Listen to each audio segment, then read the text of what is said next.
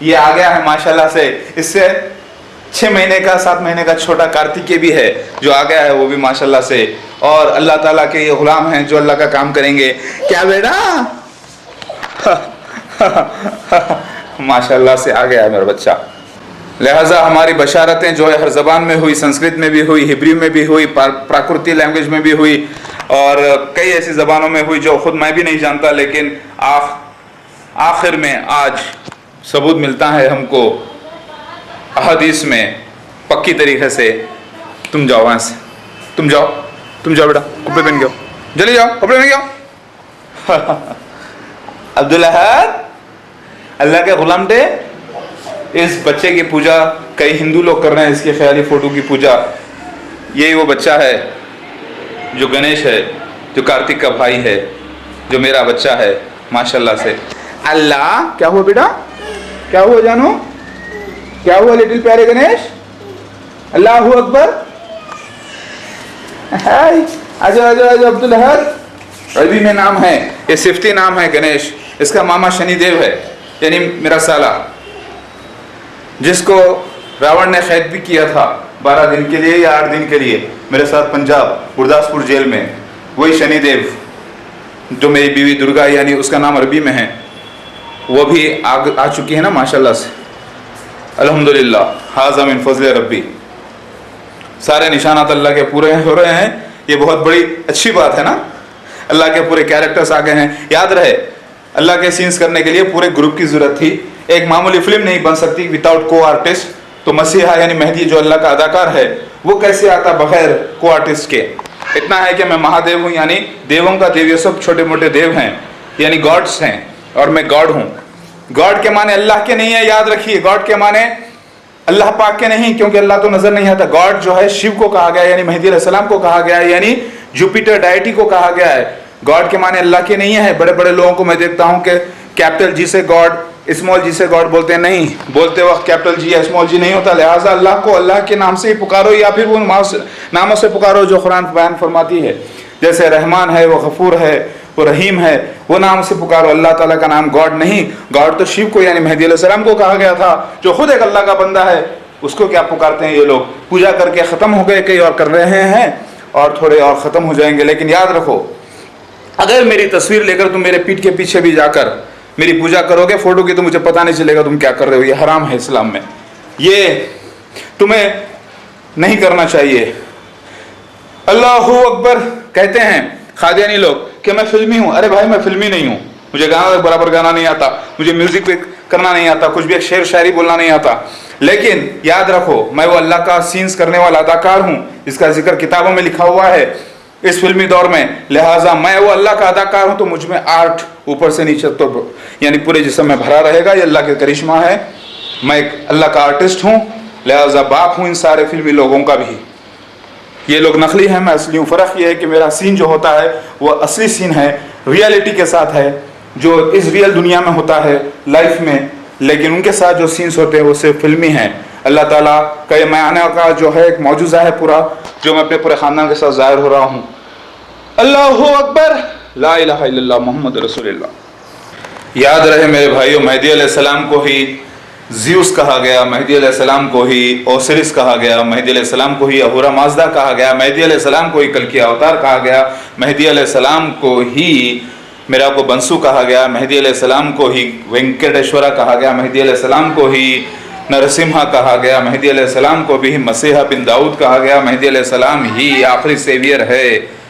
میرے بھائیوں میری بات سمجھنے کی کوشش کرو. یہ الگ الگ زبانوں میں کہا گیا ہے، لیکن آج میں ظاہر ہوا ہوں تو اکیلا ہی شخص ہوں، لیکن عربی میں اسے اللہ کا رسول مہدی یعنی مسیحا یعنی احمد کہا گیا ہے، جس کی بشارت قرآن میں آ چکی ہے.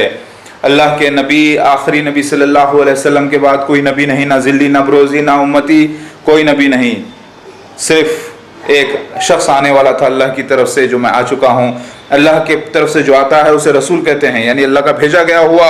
یاد رکھو، اللہ کا بھیجا گیا ہوا، اسی کو عربی میں رسول کہتے ہیں.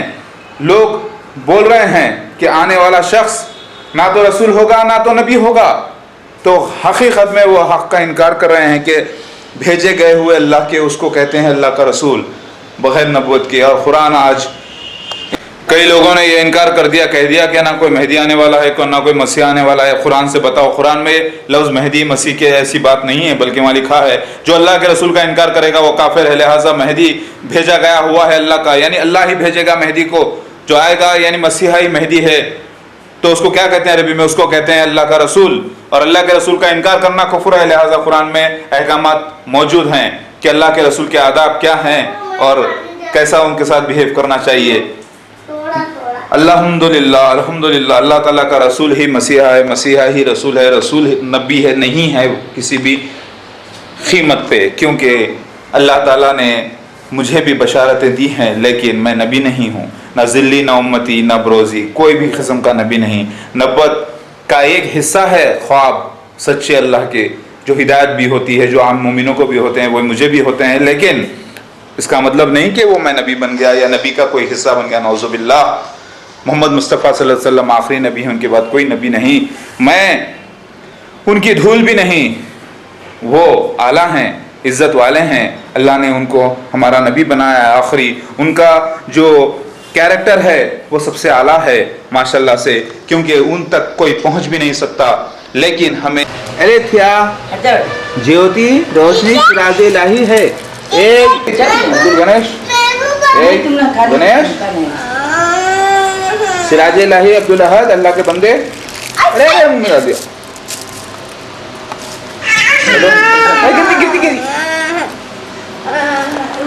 یہ ہے جیوتی ہیرا کی، یعنی میری چوتھی بیٹی ہیرا، ہیرا سے ہونے والی چوتھی الیتھیا، جسے جیوتی بھوانی بھی کہا گیا ہے۔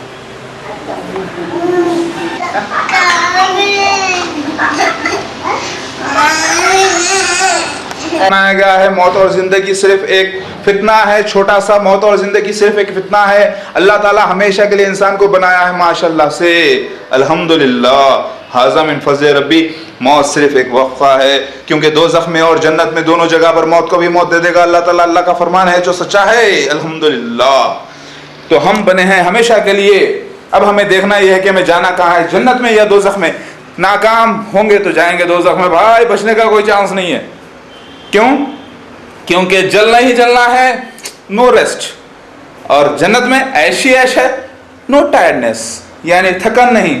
آج ایک اے سی روم میں اگر کوئی شخص بیٹھتا ہے تو اس کی حالت دیکھو کیسی ہوتی ہے، اور ایک جو فٹ پاتھ پہ پھرتا ہے پریشان حال ہوتا ہے، دھوپ میں گرمی میں اس کی حال کیسی ہوتی ہے، ویسے ہی حال ہے جنت کا اور دوزخ کا۔ فرق یہ ہے کہ ہمیشہ کی زندگی ہے، الحمدللہ، اللہ اکبر۔ اللہ تعالیٰ نے ایک دنیا ختم ہونے سے پہلے ایک جنگ رکھی، ایک مثال قائم کری تاکہ مسلمان اللہ کے جنت میں جا سکے، ان کو ایک ایگزامپل چاہیے تھا جنت کا دوزخ کا۔ اللہ تو خود نازل نہیں ہونے والا تھا، اللہ نے اپنے خلیفہ کو بھیجا، یعنی مجھے بھیجا، مہدی کو، تاکہ دنیا میں بتایا جائے، ایک جنت اور دوزخ کا ڈرامہ کیا جائے، اس لیے اس نے اللہ نے مسیح دجال کو اور اصلی مسیحا کو بھیجا ہے، جو اصلی مسیحا کی جنت لے۔ یہ ایک حشر کے میدان میں ہونے والا ایک ایگزامپل ہے، مسیحا کا آنا اور مسیح دجال کا ظاہر ہونا طریقے سے۔ جو مسیح دجال کی جنت لے گا وہ دنیا میں ترقی کرے گا۔ قادیانی لوگ کہتے ہیں کہ ہم ترقی کیوں کر رہے ہیں، ہمارے ساتھ اللہ کا فضل نہیں کیا؟ بے شک تمہارے ساتھ اللہ کا فضل ہے، اللہ کا وعدہ تھا کہ وہ کافروں کو جنت دنیا میں دے دے گا، تو یہ بھی اللہ کا فضل ہے، دوزخ بھی اللہ کے فضل سے ہے، جنت بھی اللہ کے فضل سے ہے۔